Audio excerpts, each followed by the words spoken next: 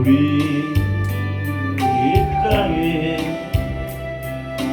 몸으로 태어나 무엇을 일하다가 무엇을 남기랴. 우리의 인생이 누가 대신 살아주나. 내가 만남으로 그 앞에 설 때에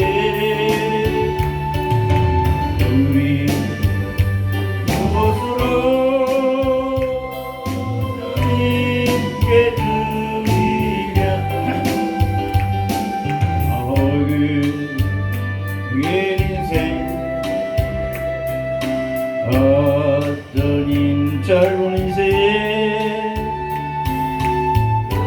그러나 누구도 영원히 살 수 없네. 천국이 없다면 인생이란 어머하고 너와 내가 영원으로 만날 수 없다면 우리 이별은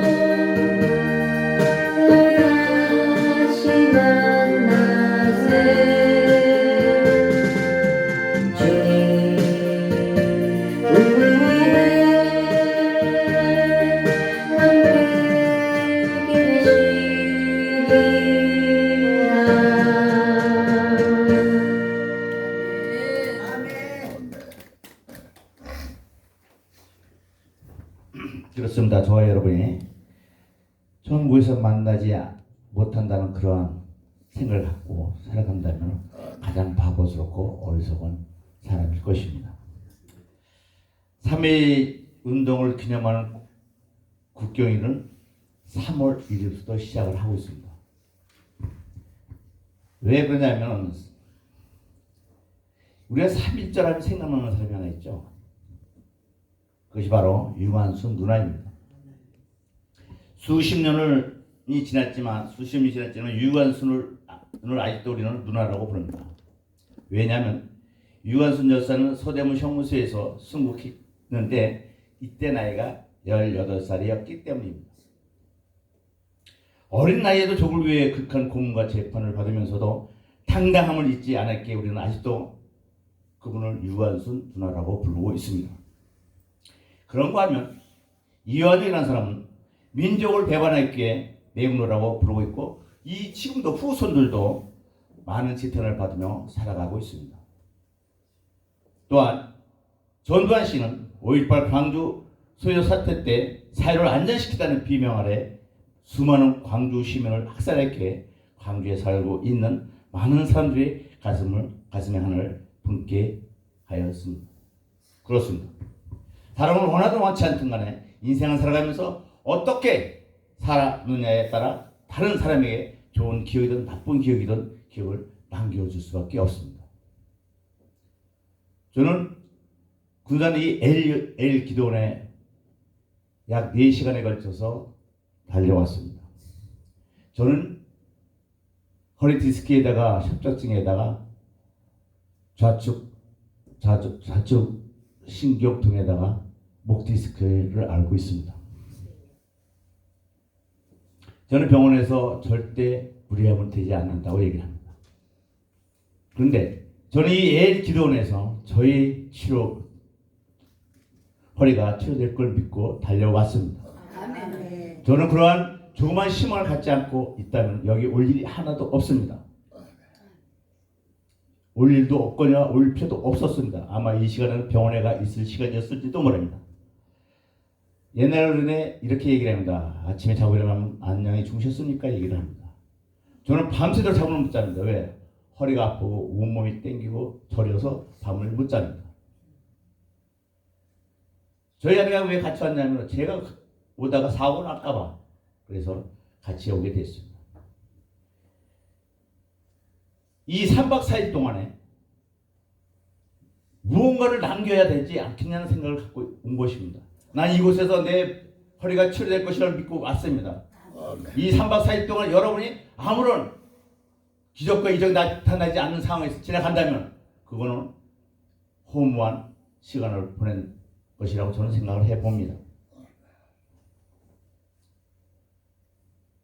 이번 기회를 통해서 여러분이 갖고 있던 여러 가지 문제들이 해결된다면 많은 곳에서 이 엘리온 기도원의 은혜 동상, 믿음의 성, 치유의 동상이라고 소문나무로 있어 부흥의 부실이 될 것이라고 저는 생각해 봅니다. 아멘. 아무리 이 세상에서 힘들고 힘들게 살아간다 할지라도 주께서 영원한 소명을 붙잡고 살아간다면 멀지 않은 날 여러분이 바라고 원하는 모든 일들이 좋게 일어날 것을 저는 믿습니다. 아멘.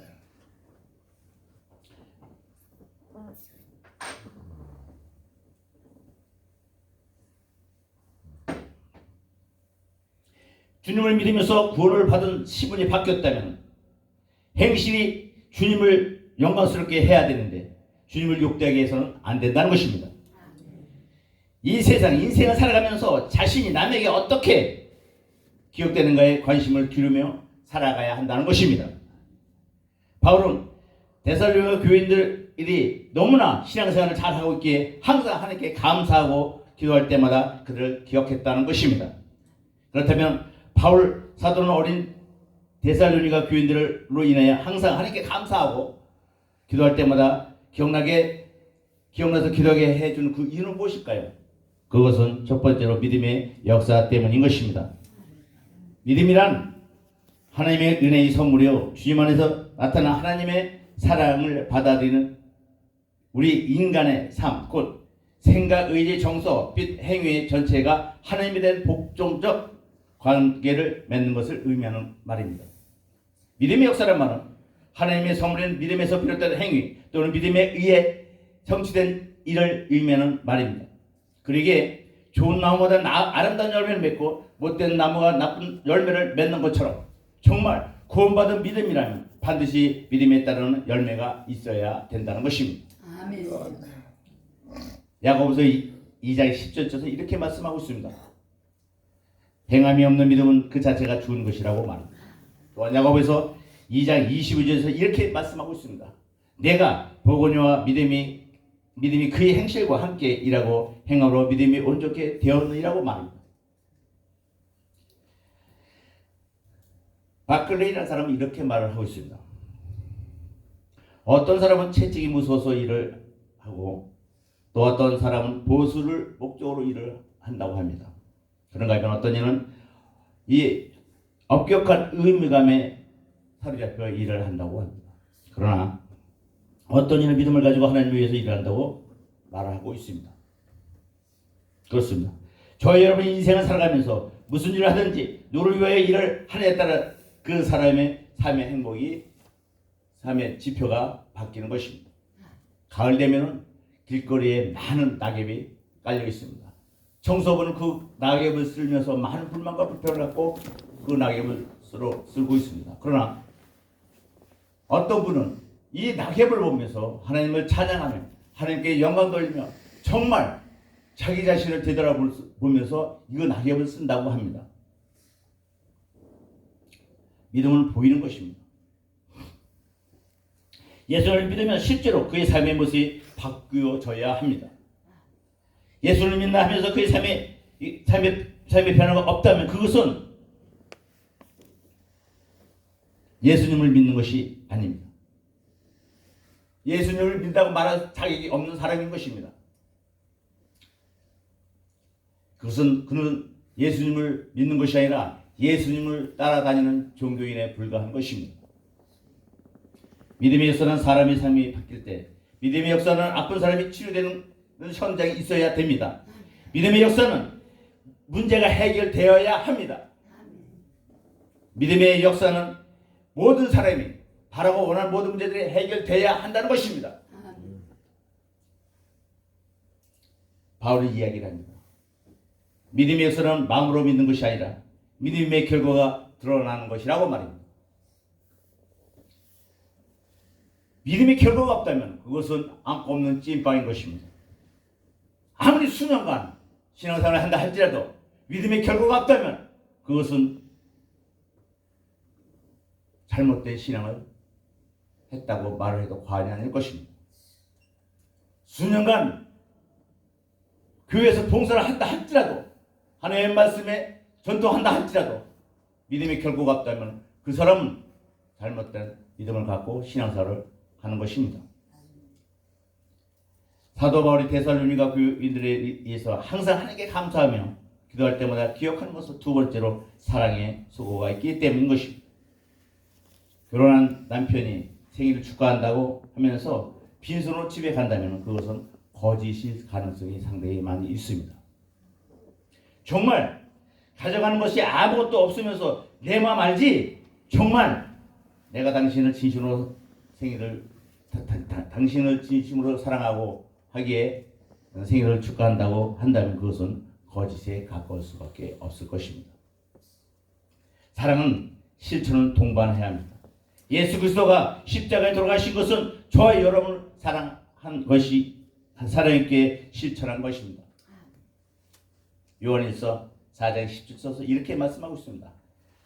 사랑은 여기 있으니 우리가 하나님을 사랑하는 것이 아니요 오직 하나님 우리를 사랑하사 우리 죄를 위하여 화목제로 그 아들을 보내셨음이라고 기록하고 있습니다.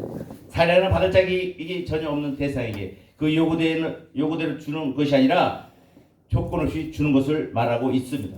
하나님께서 인간의 공로나 선행의 대가로서가 아니라 형벌이라는 마땅한 대가일 수밖에 없는 죄인들에게 화목제로 독선자 예수를 주신 바로 그 사랑을 말하는 것입니다.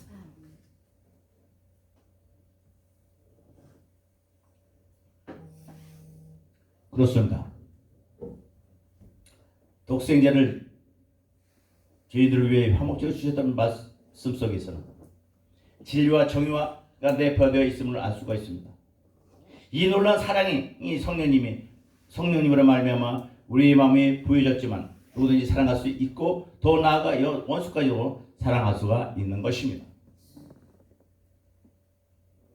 무엇이 있어야 사랑하지 않습니까? 하는 소리를 종종 듣게 됩니다. 한때 정말 그렇겠구나 하고 이해한 적도 있었습니다. 그러나 남을 사랑하는 조건이 완벽하게 구비된 사람은 하나도 없으며 또한 남을 사랑할 조건이 전혀 없는 사람도 없습니다. 조직이 가난할지라도 훌륭한 믿음을 가진 사람은 예수 그리스도라는 가장 고귀한 사랑의 조건을 구비한 사람일 것입니다. 많은 물질을 남에게 온전히 베풀지라도 예수 그리스도의 진정한 사랑이 없다면 그의 사랑은 가식일 수 있습니다.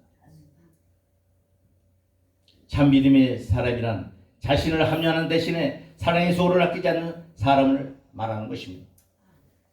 흔히 생각하듯 사랑한다는 것은 손해나 희생이 아니라 오히려 더욱 심화되고 확실하게 새겨주는 것입니다. 사도 바울이 데살로니가 교인들로 인하여 항상 하나님께 감사하며 기도할 때마다 기억하는 것은 소망의 인내 때문인 것입니다. 소망을 가진다는 것은 현재 이루어지는 것을 말하는 것이 아니라 미래에 일어나는 일을 기대한다는 말입니다. 소망은 현재는 고난이 있지만 미래에는 반드시 이루어질 것을 믿는 것을 말하고 있습니다. 그러기에 소망의 인내란 말은 주의 재림과 그에 관련된 사건들에 대한 확고한 기대감에 비롯되는 인내를 의미하는 말입니다. 죽음을 이기시고 부활하신 주님께 대한 소망, 복음 전파의 신앙생활에 따르는 모든 핍박과 모든 고난을 견딜 수 있게 합니다. 세상 사람들은 죽음과 함께 물거품이 되어버리는 것도 쉽게 포기하지 않습니다. 하물며 세상 사람도 그러한데 주님께서 저와 여러분에게 주신 영원한 소망은 포기한다는 것은 가장 어리석은 사람일 것입니다. 데살로니가 교인들의 믿음의 역사의 소란 사랑의 소와 주님에 대한 소망의 인내를 하나님의 아버지 앞에서 쉬지 않고 기억하기 때문에 감사하다고 한 바울 사도는 그 궁극적 이유는 그들이 하나님의 사랑하심을 받아 선택된 하나님의 자녀이라는 사실을 알기 때문이라고 설명하고 있습니다. 말씀을 마치고자 합니다. 데살로니가 교회는 우상을 주셨고 그리고 유대교로부터 믿음을 지켜낸 모범적인 공동체였습니다. 말로만 믿음, 소망, 사랑을 외치는 것이 아니라 실제로 믿음의 역사와 수고와 인내가 나타나는 교회였습니다. 엘기돈에 계신 우리 동력자 여러분, 그리고 이 두나미스 부흥협의 동력자 여러분, 데살로니가 교회가 어려운 가운데서도 서로 기쁨을 나누며 복음을 지켰던 것으로, 그러나 하나님의 능력과 성령님이 있기신다는 큰 믿음의 확신이 있었기에 모든 어려움과 고통을 인내하며 하늘의 소망을 품었기 때문입니다. 그와 같이 저와 여러분도 하늘의 소망을 갖고 살아가시기를 주님 이름으로 축원드립니다. 우리 두나미스 부흥협회가 아무리 부족할 것 없던 그런 단체일지를 몰라도 이 엘 기도원이 많은 사람들이 볼 때는 별별이 없는 기도원이라고 생각할지 몰라도 하나님의 사랑을 아시를 받아 선택한 부흥단체라는 것, 기도원이라는 믿음의 확신으로 하늘의 소망을 갖고 인내하며 복음을 지켜 나간다면 정말 여러분이 바라보는 모든 문제들이 해결될 것입니다. 이 엘기돈이 부흥될 것입니다. 우리 두나미스 부흥협의 단체가 부흥될 것입니다. 이 강단에서 말씀이 선포될 때 능력이 나갈 것입니다.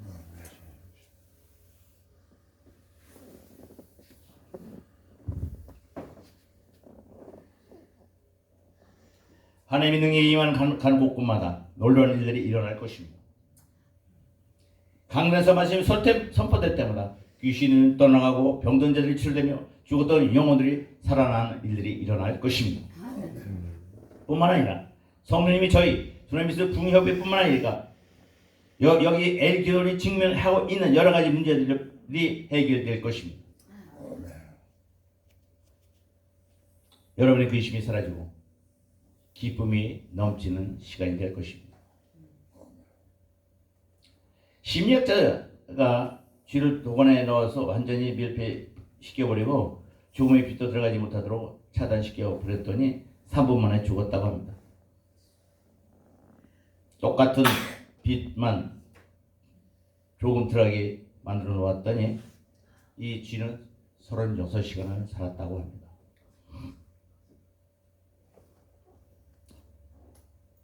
코로나로 인해서 힘들고 어렵다 할지라도 좌절하거나 낙심하고 이 어둠 속에서 빠져 있다면 그거는 더욱더 늪에 빠지는 결과가 일어날 것입니다. 정말 힘들고 어려운 상황 속에서도 하나님의 그 빛을 바라보고 일어설 수 있다면 정말 여러분이 바라고 원하는 모든 문제가 해결될 것입니다. 소망의 빛이 예수 그리스도가 반드시 부흥시켜 주실 것입니다. 저와 여러분의 어려움과 고통을 헤쳐나가고 닥친 불행을 극복하며 반드시 승리할 수가 있을 것입니다. 우리 인생은 긴 터널을 지나가는 그러한 여정에 있습니다. 나는 왜 나만의 이런 고통을 갖는다고 좌절하고 실망하고 낙심한다면 그 터널에서 벗어나지 못할 것입니다. 그러나 저 멀리 아주 조그맣게 희미하게 비친 그 빛이라도 그를 바라보고 나간다면 정말 모든 것이 지나간 후에는 하나님이 이렇게 나를 인도하셨다는 것을 깨달을 때 많은 사람들한테 나는 이렇게 하나님을 만났고 나는 하나님을 통해서 이렇게 행복한 삶을 살고 있다고 증거하며 살아갈 수가 있을 것입니다. 사랑과 은혜가 풍성하신 우리 하나님께서 여러분을 왜 이곳에 보내셨고 왜 여러분을 하나님의 자녀로 삼으셨습니까? 여러분이 정말 이 세상 사람과 똑같은 그러한 기쁨이 없는 생활을 한다면 그런 하나님에게 그 죄를 범하는 것일 것입니다. 사랑이 많으신 우리 하나님께서 여러분을 사랑하신다는 그 의미를 깊이 한번 생각하시고 늪에서 빠질지라도 속히 일어나서 살아가시기를 주님 이름으로 축원합니다. 아멘.